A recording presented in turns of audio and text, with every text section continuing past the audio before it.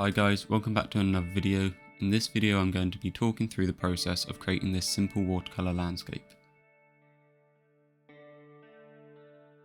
So this painting is going to be monochromatic, which means I will only be using one colour. I will also only be using two brushes, a number 2 and a number 10 round, so this painting really couldn't be more simple. I have prepared my paper by creating a border with some frog tape. All of the supplies I used in this video will be listed in the description. So to begin with, I pick a colour, and I went with forest green. I'm not even going to be mixing my own colour, just using it straight out of the pan. I activate the watercolour with some water and start filling up one of the sections in my palette. I have 4 sections on my palette, and for this first section I am trying to add a lot of pigment so that the colour is really dark. The more water you add, the more transparent the paint becomes, and therefore the lighter in value. As for the other 3 sections, I want to gradually add more water so that I have 4 different values going from dark to light.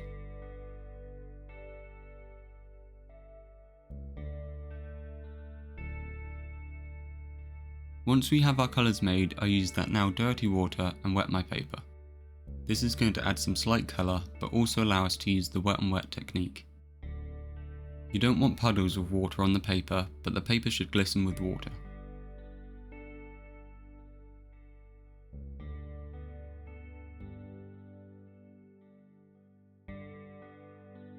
While the paper is still wet, I pick up some of my lightest paint and make some rough tree shapes at the top of the page.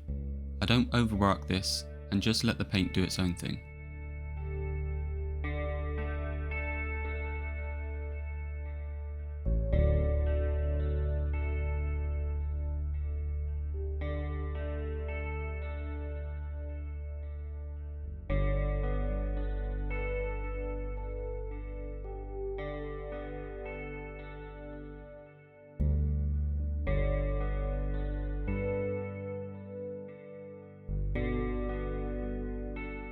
I then leave this layer to completely dry so that we can then go on top and create some more refined tree shapes. For this I switch to my number 2 round and with the same colour start placing in one tree at a time. But you want to try and not re-dip your brush in the paint. This will then create a natural gradient from the top of the tree to the bottom. With short brush strokes you want to start at the top of the tree and gradually widen as you go down. Each tree should also be a different height, size, and varying the size of the gaps between each tree can also help.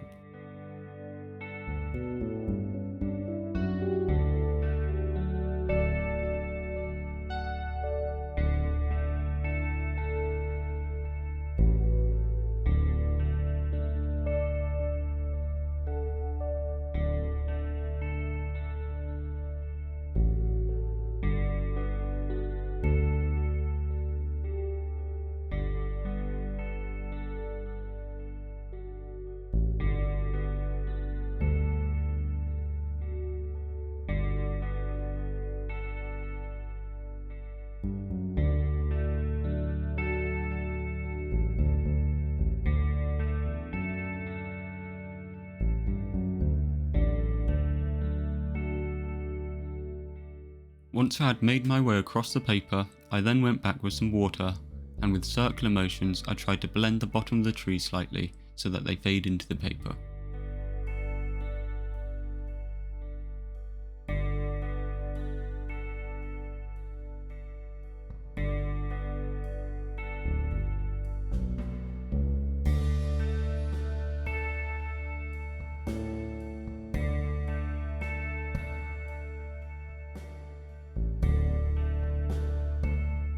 And again I wait for that to completely dry before going in with the next layer. And for my next layer I start using my next darkest paint and repeat the process, gradually working my way across the page. These trees are slightly larger and I'm also refining them slightly, so you may need to re-dip your brush, but just try and keep that natural gradient from dark to light with each tree.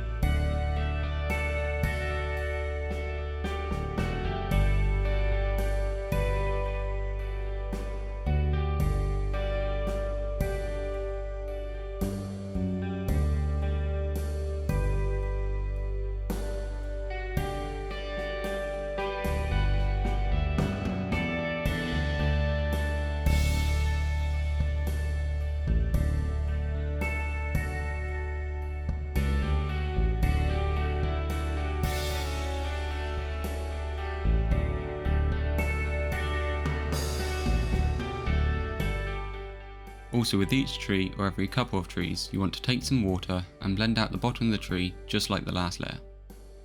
This will create some blooms where the water disrupts the drying of the pigment, but just leave these as this just adds to the piece.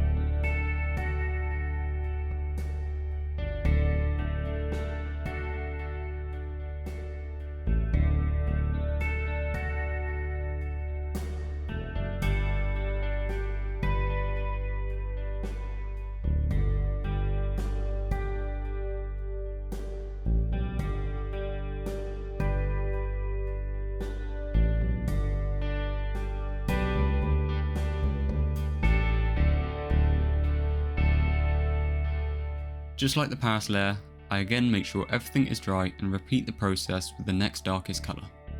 And after that, finally one more time with my darkest colour. But that's not it, so make sure to keep watching for the last steps.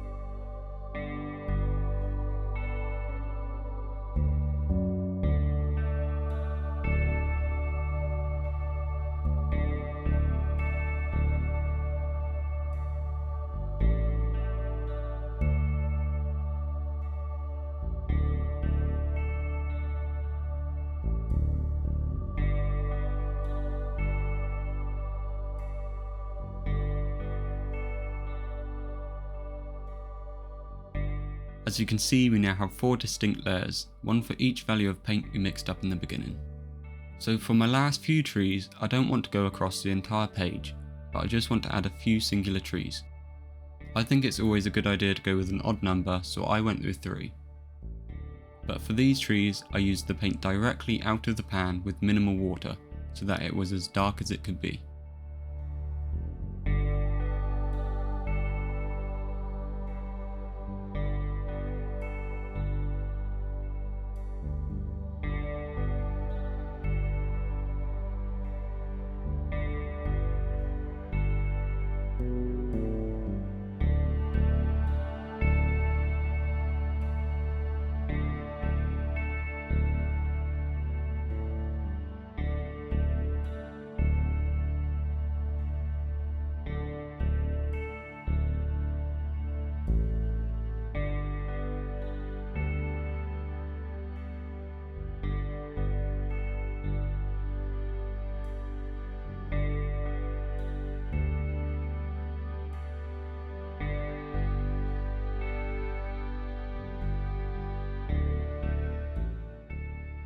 Finally, once everything had dried, it was time to remove the tape.